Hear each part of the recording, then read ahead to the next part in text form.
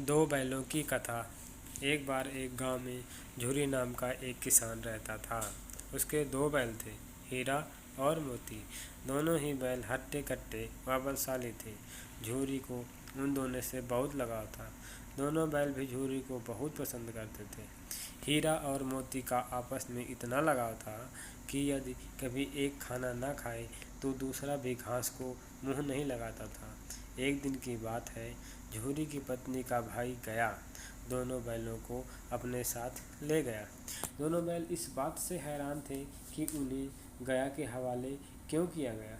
शाम होने तक दोनों नए घर व नए लोगों के बीच में थे, लेकिन उन्हें वहाँ सब बेगाना लग रहा था। रात को जब सभी सो गए थे तो दोनों रस्सी तोड़कर झूरी के यहाँ भाग खड़े हुए। सुबह सवेरे ही जब झूरी ने उन्हें अपने यहाँ देखा तो दौड़कर गले लगा लिया।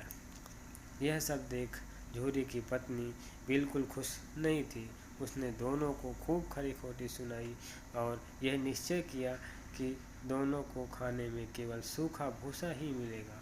अगले दिन गया फिर आकर दोनों बैलों को अपने साथ ले गया। गया पिछले कल की घटना से बेहद गुस्सा था, इसलिए उसने वहाँ भी दोनों को खाने में सूखा भूसा ही दिया। किसी तरह रात कटी और सुबह दोनों को हल जोतने के लिए खेतों में ले जाया गया। हालांकि दोनों ने जैसे एक कदम भी न उठाने की कसम खा रखी थी। दोनों की खूब पिटाई हुई। रात को खाने में फिर भूसा मिला। दोनों निराश खड़े थे कि तभी वहाँ एक छोटी सी लड़की आई और दोनों को एक एक रोटी खिलाकर चली गई। एक एक रोटी खाने से दोनों का पेट तो नहीं भरा, लेकिन उनके दिल को सुकून मिल गया था।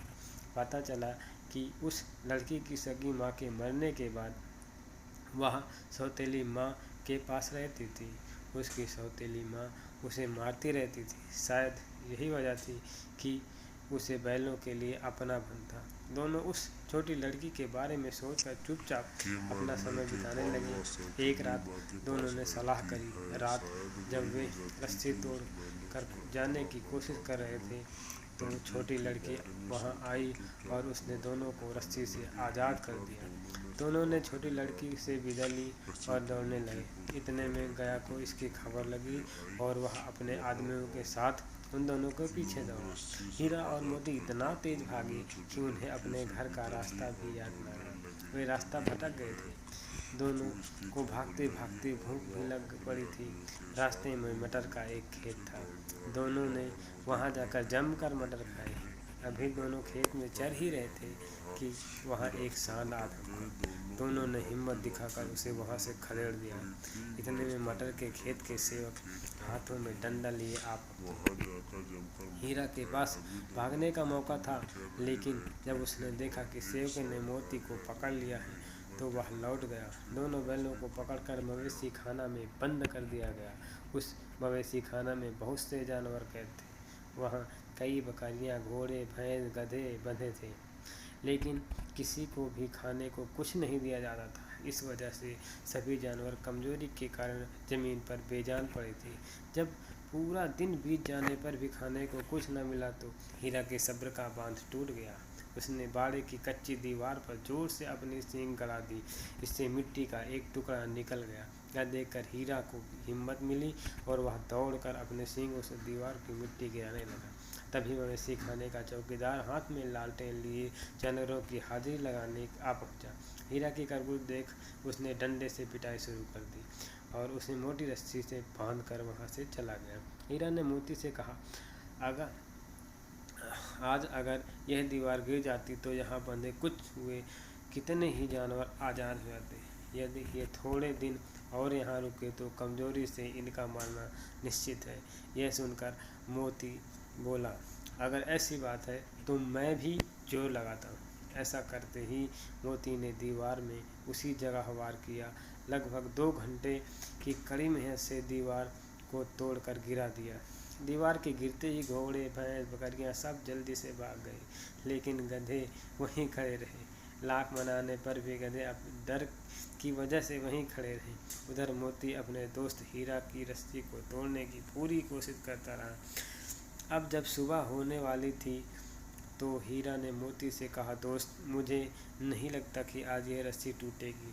तुम यहाँ से भाग जाओ, वरना सबको पता चल जाएगा कि यह तुमने ही किया है। मुझे यहीं छोड़कर तुम चले जाओ। यह सुनकर मोती की आंखों में आंसू आ गए। वह हीरा से बोला, मित्र, मैं इतना स्वार्थी नहीं हूँ कि मुश्किल के इस समय में मैं तुम्हें छोड़कर चला जाऊँ। मैं मरते दम तक तुम्हारे साथ ही रहूँगा। मुझे हर अपराध की सज़ा स्वीकार है। कम से कम इन जानवरों की जान बचाने का आशीर्वाद मिलेगा। इतना कहकर मोती ने गधों को सींग मारकर बाड़े से भगा दिया और स्वयं ही हीरा के पास आकर सो गया। सुबह होते ही चौकीदार, मुंशी व अन्य सेवकों को जब उसकी भनक लगी तो मोती की खूब मरम्मत हुई और उसे भी मोटी रस्सी से बांध दिया। लगभग 1 हफ्ते तक दोनों वहीं बंधे रहे, लेकिन उन्हें खाने को कुछ नसीब नहीं हुआ। उन्हें केवल पानी ही पिलाया जाता था। दोनों की हड्डियां निकल आई थी। एक दिन बाड़े के सामने उनकी नीलामी शुरू हुई, लेकिन वो दोनों इतने कमज़ोर थे कि उन्हें खरीदने के लिए कोई तैयार नहीं था। तभी एक आदमी सामने आया और दोनों बैलों को टटोलने लगा।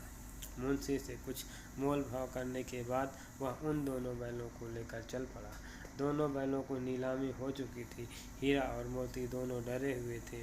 उनसे चला भी नहीं जा रहा था, लेकिन डंडे के डर से बेचारे उस आदमी के साथ चलने लगे। सहसा दोनों को महसूस हुआ कि यह वही रास्ता है जहाँ से उन्हें ले गया था। वही खेत, वही रास्ता और वही कुआं तो है जहाँ पर वे हल जोतने आया करते थे। अब उनकी सारी थकान दूर होने लगी और वह दोनों तेज चलने लगी। जैसे ही उन्हें अपना घर और अपने बांध जाने की जगह दिखाई दी, दोनों भागकर उस ओर चल दिए। द्वार पर झूरी बैठा हुआ था। जैसे ही उसने दोनों बैलों को देखा, उसने उन्हें गले से लगा लिया। दोनों बैलों की आंखों में आंसू आ गए। तभी वह आदमी वहाँ बैलों के पीछे पीछे पहुँच गया और उसने दोनों बैलों की रस्सियाँ पकड़ ली। झूरी बोला, ये मेरे बैल हैं। आदमी ने कहा, मैंने इन्हें मवेशी खाने से नीलामी से खरीदा है। झूरी तपाक से बोला, मेरे बैलों को बेचने का हक किसी को नहीं। अगर मैं इन्हें बेचूंगा तभी ये बिकेंगे। आदमी ने जवाब दिया, मैं थाने में जाकर रपट दर्ज कराता हूँ। झूरी बोला, ये मेरे बैल हैं।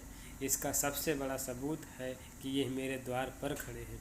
फिर उस आदमी ने आव देखा न ताव और बैलों को अपनी ओर खींचने लगा। तब दोनों बैलों भी उसे अपनी सींग से खदेड़ दिया और गांव से दूर भगा दिया। इतनी देर में दोनों बैलों के लिए भूसा, दाना और चारा भर दिया गया। हीरा और मोती दोनों मिलकर चारा खाने लगे।